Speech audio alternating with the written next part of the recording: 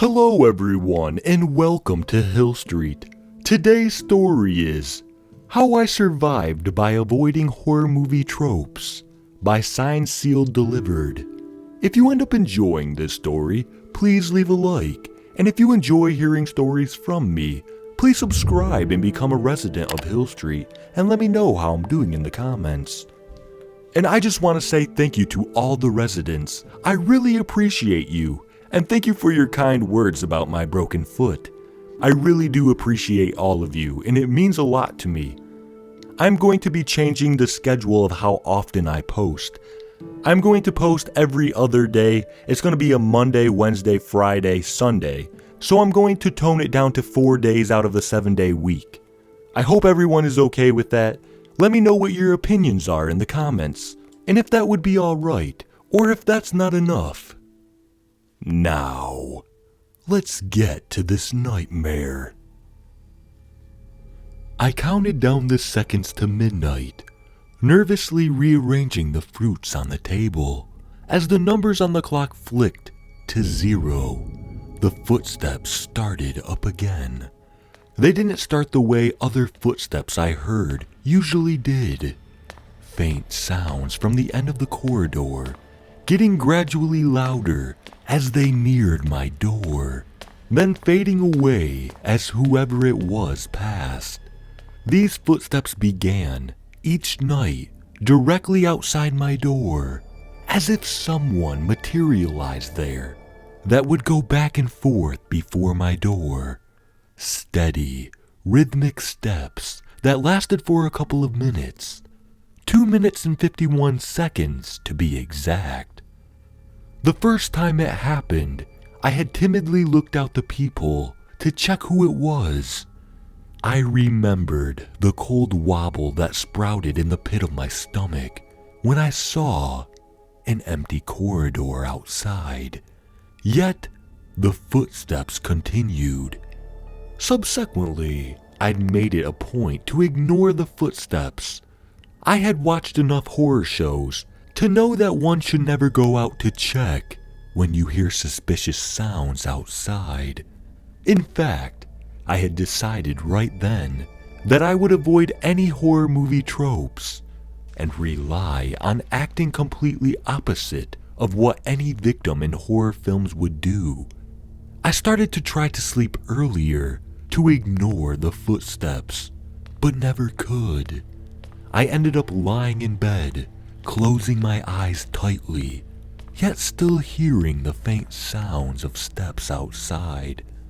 One night, I had music playing loudly, and at midnight, the music drowned out the steps outside. I figured I'd just apologize to my neighbors the next day. I smiled, nestling my head higher on the pillow. It was a great relief to not have to hear the sounds of the steps.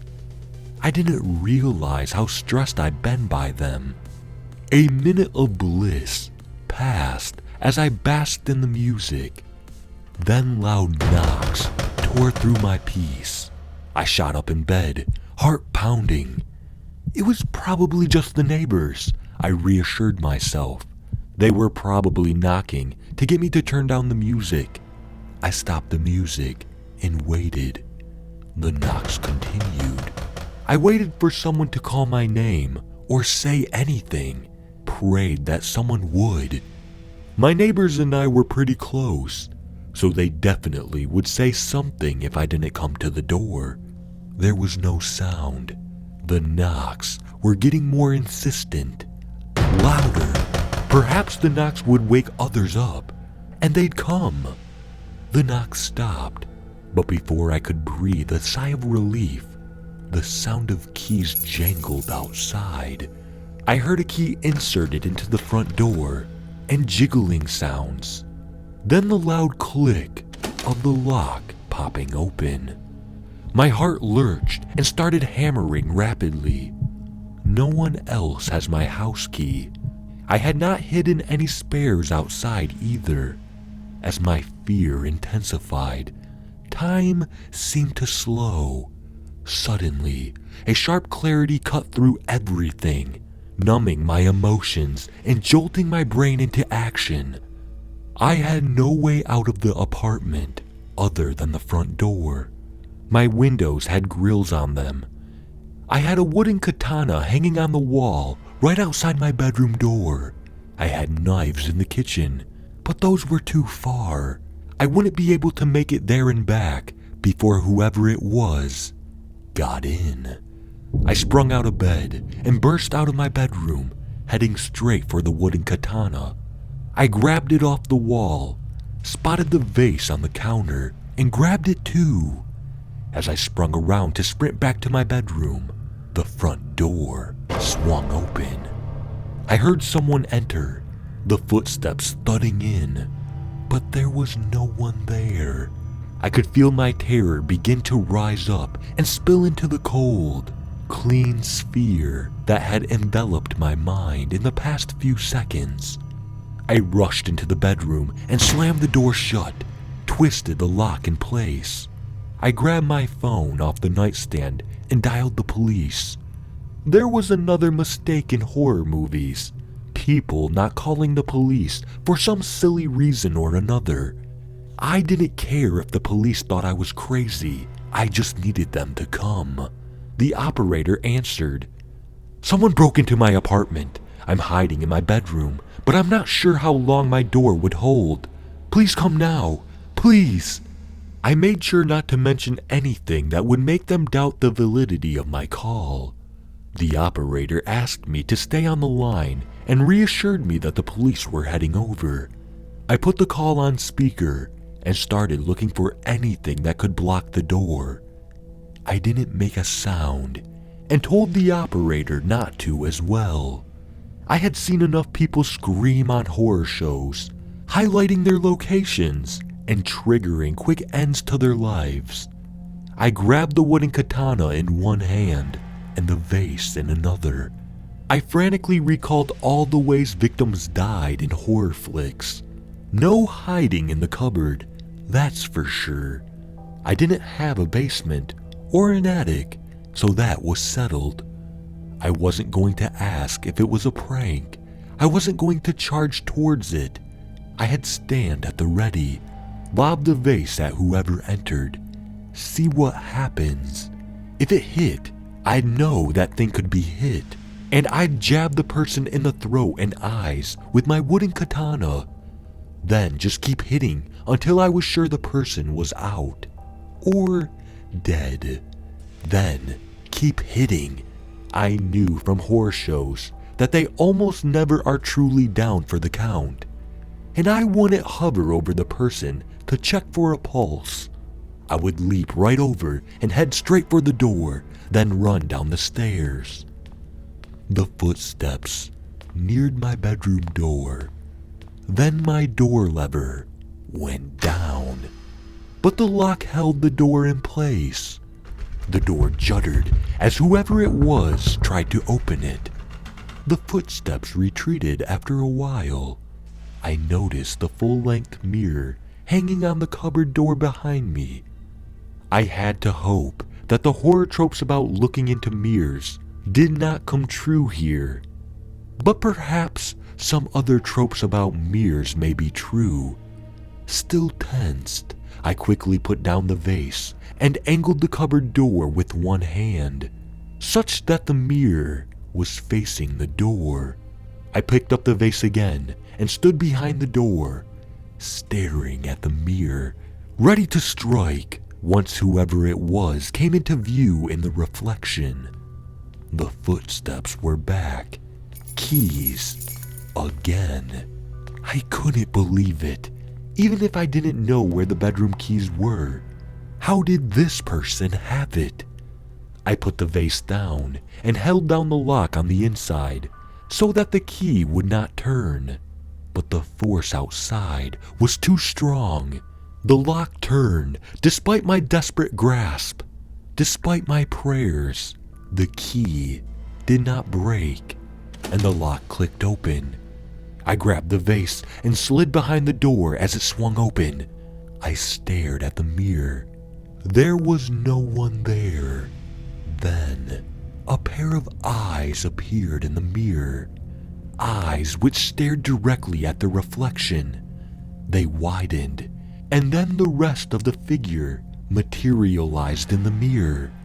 It was a young man who seemed startled by his reflection. He didn't seem like a typical horror villain. He seemed normal. But that was a regular trope too. The seemingly innocent guy, the one who seemed most normal, turns out to be the murderer. At that thought, I threw the vase straight at his head. The ceramic shattered about his face, opening a deep gash in his forehead. He reached up to his head, seemingly stunned. I jabbed the katana forward at his eyes. He howled and grabbed his eyes. Then I jabbed at his throat, and he choked, grabbed at his throat, and fell to the floor. I slammed the wooden katana down on his groin.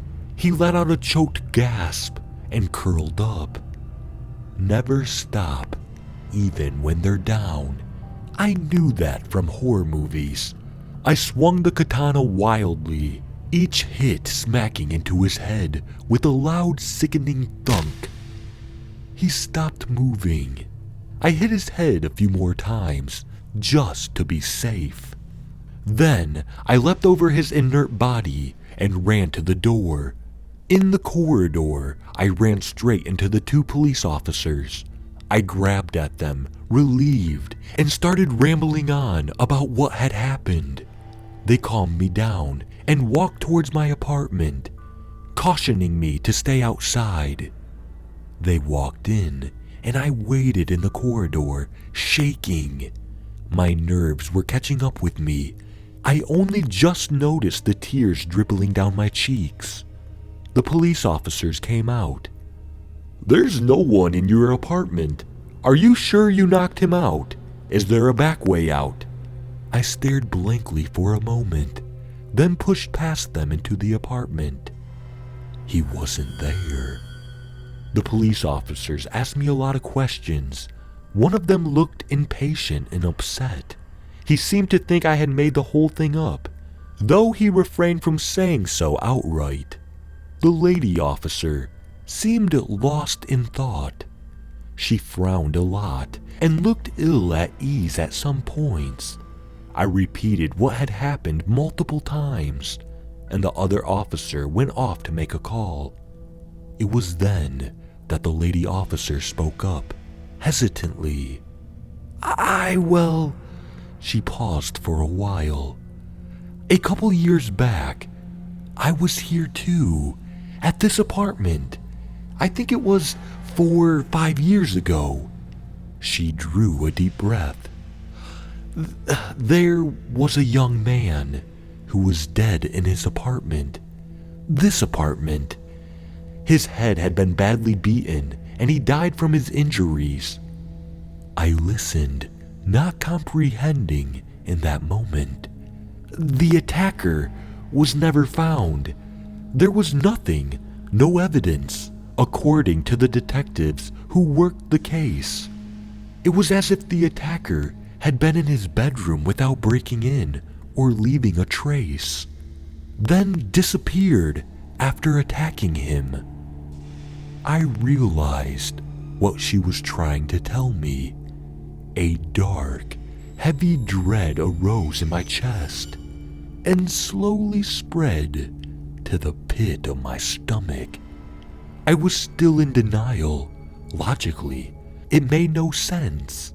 The other officer came in then, and she changed the topic. They left soon after. I quickly packed my stuff and left to stay with a friend for the night.